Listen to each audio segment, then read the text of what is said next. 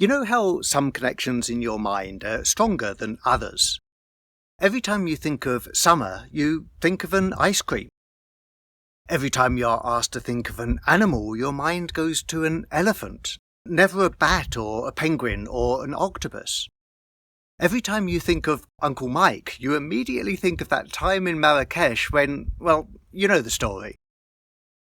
How does Open Web Mind capture this core characteristic of mind, that some connections are stronger than others? You might think the answer's obvious. We simply assign a strength to each connection, right? Wrong. It turns out that assigning a strength to each connection won't work. Here's what will.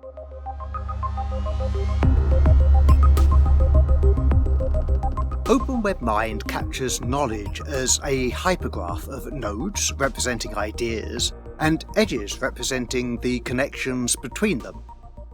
If we are to capture this core characteristic of mind, that some connections are stronger than others, then the edges between the nodes can't be equal. We're going to have to recognize that some edges are more important than others.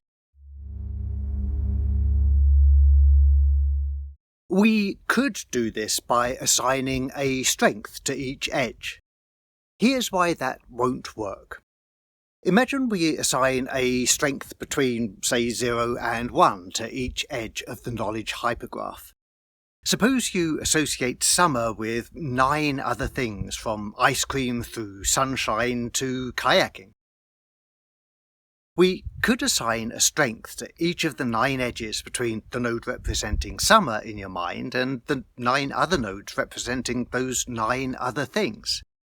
We might give the strongest association with ice cream a strength of 0.9, the next strongest with sunshine a strength of 0.8, and so on down to the weakest with kayaking, which we might give a strength of 0.1. So far, so good. However, your mind isn't static.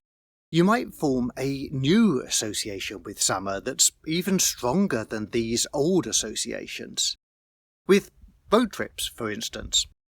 What strength would we give the edge between the node representing summer and the node representing road trips? 0.95, maybe? But what does that mean?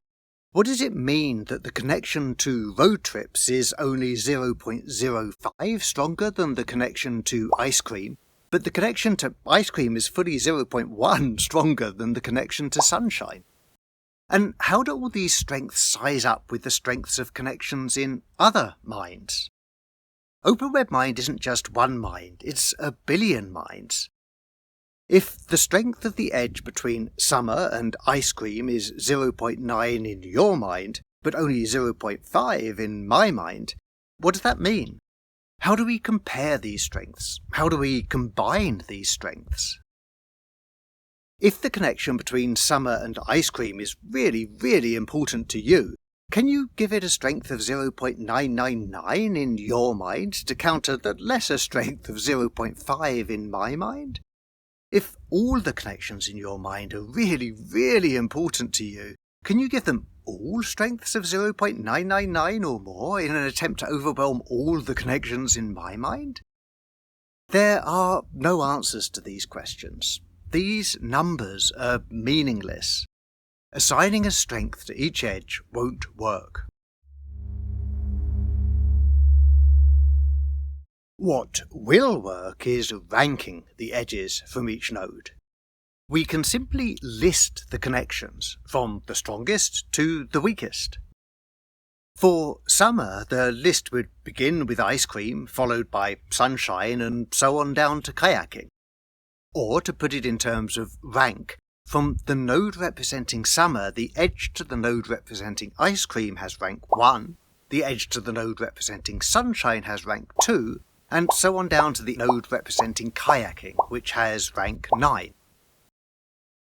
Listing the edges from the strongest to the weakest doesn't seem so different from assigning strengths to the edges, does it? But it is different. It solves the problem of meaningless numbers. How much stronger is the association with ice cream than the association with sunshine is an unanswerable question. But is the association with ice cream stronger than the association with sunshine is entirely answerable. Either it is or it isn't. It solves the problem of non-static minds too. When you form a new association between summer and road trips that's even stronger than all the old associations, the edge representing the new connection becomes the rank 1 edge from summer, and every other edge is demoted, ice cream to rank 2, sunshine to rank 3, and so on. And it solves the problem of the melding of minds.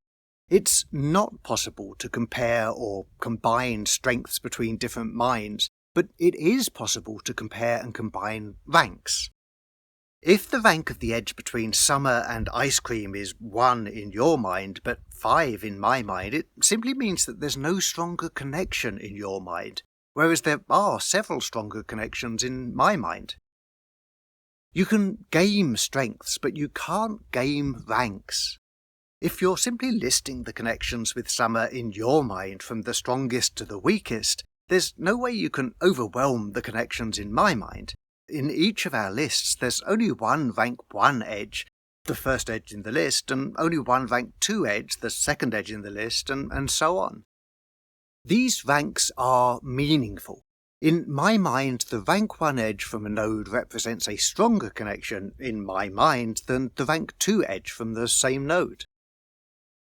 So how does OpenWebMind capture the core characteristic of mind, that some connections are stronger than others?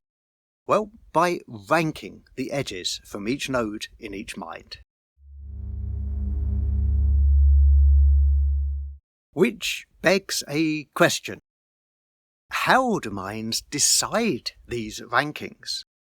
How did your mind come to hold that the connection between summer and ice cream is stronger than the connection between summer and sunshine, while my mind holds that it's the other way around? I'll tackle this crucial question of how we rank edges in OpenWebMind in my next episode. It'll take us to the even deeper question of how we make connections in our minds.